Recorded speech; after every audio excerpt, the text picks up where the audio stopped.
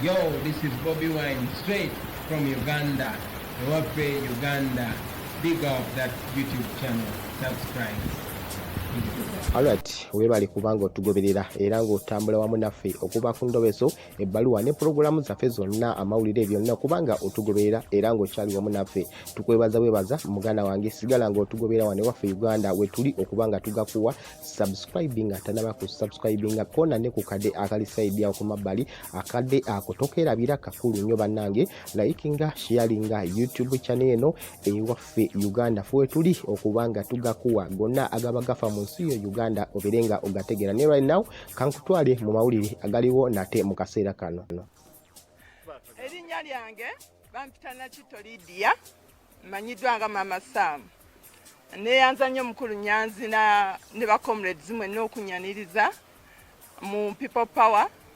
Neyanza nnyo omukulembeze waffe Honorable Kyagulanyi, naye mbadde sinagenda wala ne mukolektingamu nti nze omu ku banoonya akalulu ka mukulu Kyagulanyi ng'ajja mu Parliament. So siyingidde buyingizi naye mbaddemu lwakuba abamu tubeera eyo. Esebo.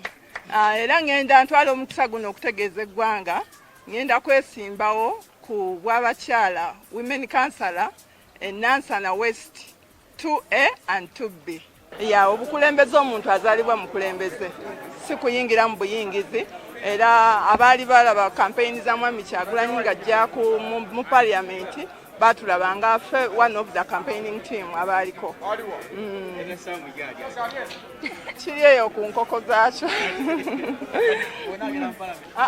Bino tebigenda kwatagana, politics talina wakwatagana na comedy.